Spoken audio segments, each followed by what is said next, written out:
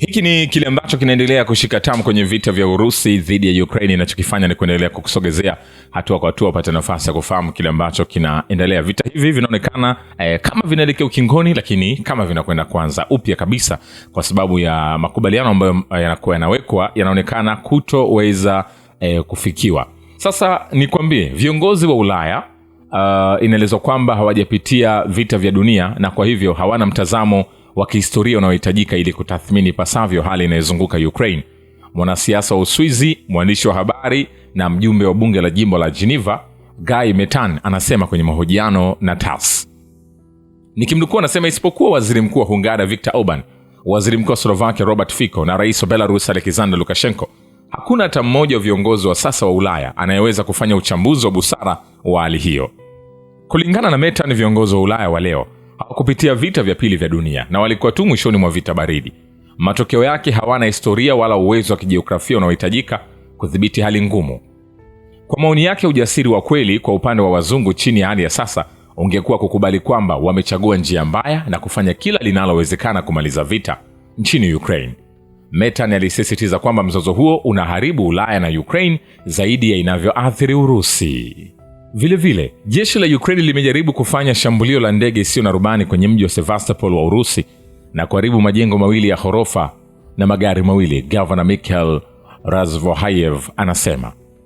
Razvohayev alisema kwamba vifusi vidogo kutoka kwenye ndege isiyo na rubani iliyoanguka vilipatikana kwenye eneo la shule ya chekechea. Hata hivyo, jengo lake lilikuwa halijaharibika. Vile vile, jeshi la Ukraine limeshambulia makazi kwenye mkoa Belgorod kwa kutumia takriban ndege zisizo na rubani 30 na kurusha risasi zaidi ya 13. Kamanda wa operation wa eneo hilo anaripoti kwenye channel yake ya Telegram. Zaidi ya hayo, jeshi la Ukraine lilishambulia wilaya ya Shebekinsky kwa ndege 3 zisizo na rubani na kuharibu magari pamoja na gereji ya kibinafsi. Waendeshaji wa ndege zisizo na rubani wa kikosi cha kundi la vita kusini wameshinda wanajeshi wa Ukraine na kufanikiwa kuharibu maghala na hivyo kuvuruga mzunguko kwenye mwelekeo wa Konstantinovka, wizara ya ulinzi ya Urusi imeripoti. Hapo kwenye uwanja wa kivita, raia mmoja amepata majeraha kwenye shambulio la ndege zisizo na rubani za Ukraine kwenye mkoa wa Zaporizhzhia. Gavana Yevgeny Balitsky anasema. Kulingana na gavana, mashambulizi manne maksudi ya vikosi vya kijeshi vya Ukraine yaliweza kulenga maeneo ya watu yaliweza pia kurekodiwa. Vile vile, Ukraine imepoteza takriban wanajeshi 1330 kwenye eneo maalum la operation ya kijeshi katika siku iliyopita, wizara ya ulinzi ya Urusi imesema. Vile vile, vikosi vya Urusi vimeshambulia eneo la sekta ya ulinzi ya Ukraine na kituo cha nishati vinavyotumiwa na jeshi la Ukraine pamoja na maeneo ya muda ya kupelekwa kwa wanajeshi wa Ukraine na mamluki ya kigeni, wizara ya ulinzi ya Urusi imesema kwenye taarifa.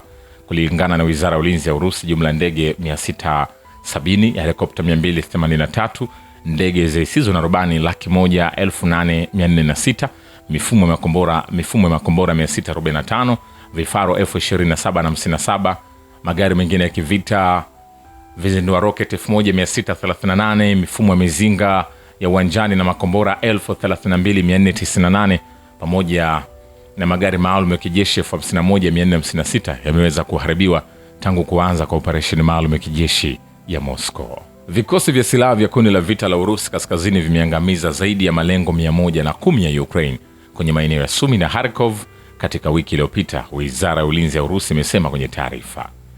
Wakati hayo yakiendelea, mashambulizi ya Ukraine yameharibu nyumba 18 za kibinafsi na vyumba 104 huko Belgorod wiki iliyopita. Meya wa jiji hilo Valentin Demidov anasema.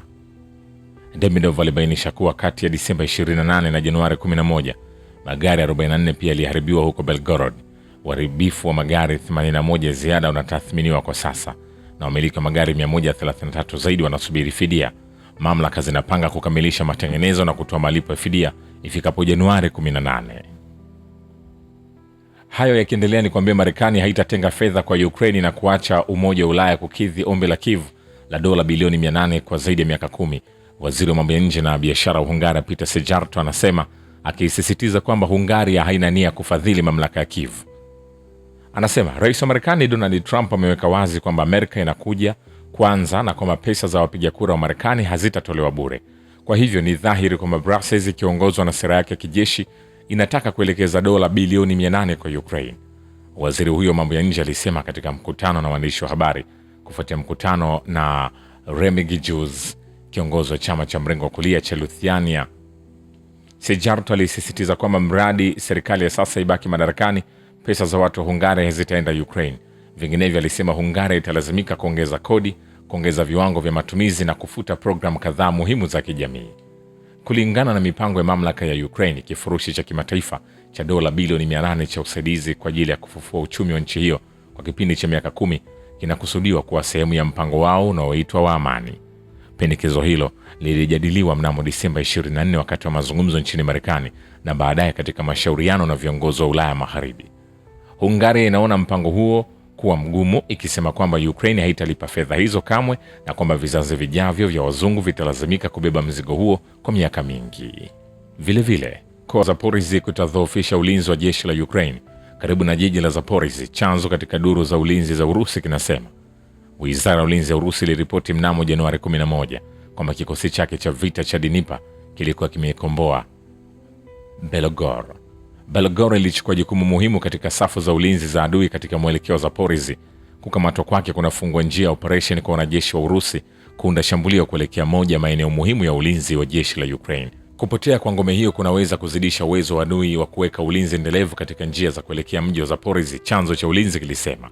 Vikosi vya mifumo isiyo na rubani vya Urusi vilichukua jukumu muhimu katika kuikomboa Belgorod.